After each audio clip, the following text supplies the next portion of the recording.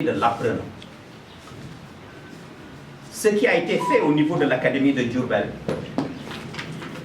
est relatif à une situation d'une carte scolaire qui a connu une extension avec la création du second cycle de Lambaye, la création du CEM de Réaumao, la création, ou en tout cas l'avènement d'un cycle complet à Réfane et à Kerembaye, sans compter la nouvelle création que constitue le CEM franco-arabe de Ndili.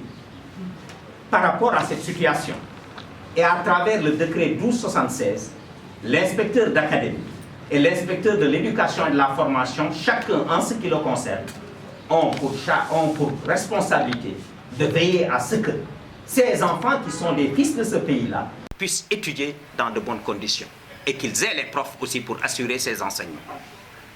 Ce que nous avons fait, j'ai entendu dire qu'il n'y a même pas eu de procédure.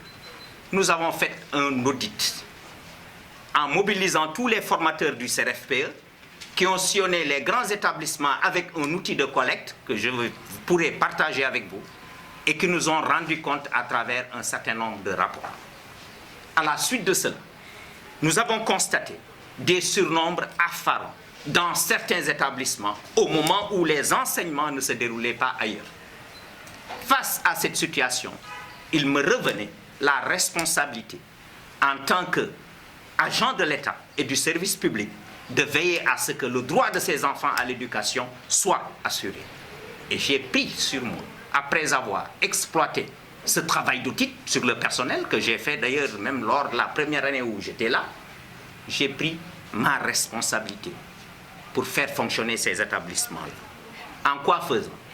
En procédant au redéploiement, naturellement, des gens qui sont en surnombre. Je partagerai le fichier de ces surnombres avec vous. Vous verrez que quelque part, dans certains collèges, je parlais de la commune, on constate qu'en lettres, histoire et géographie, il y a des surnombres de l'ordre de 3 ou 4 professeurs dans certaines occasions, au moment où ces enseignements ne sont pas assurés ailleurs.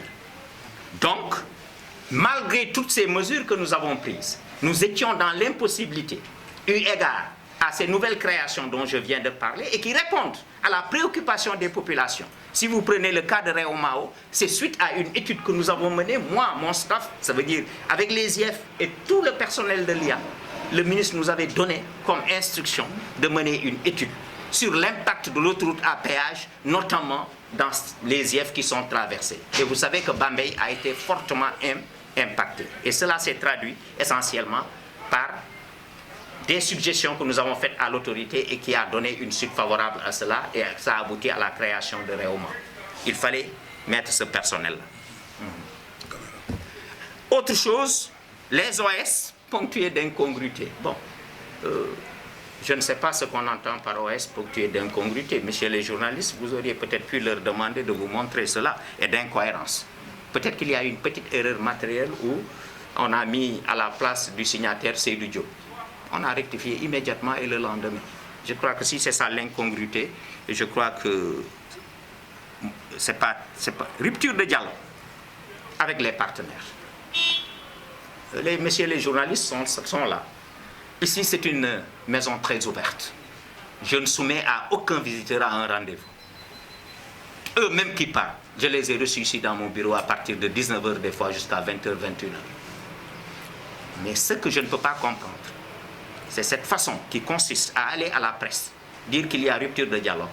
Rupture de dialogue, ça a commencé avec les partenaires. Vous étiez tous témoins. Lors du CRD de rentrée, ils ont reçu une convocation, que voici, signée par M. le gouverneur, les invitant à un CRD pour faire le point sur la rentrée. C'est la convocation numéro 1554 GRD SP en date du 7 octobre, signée par M. le gouverneur. Ils se sont concertés et ont décidé de ne pas venir à cette rencontre-là.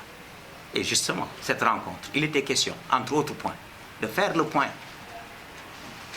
de la situation de l'éducation, de voir les problèmes, de les adresser et de trouver des solutions de façon inclusive et participative avec tous les acteurs et toute la communauté.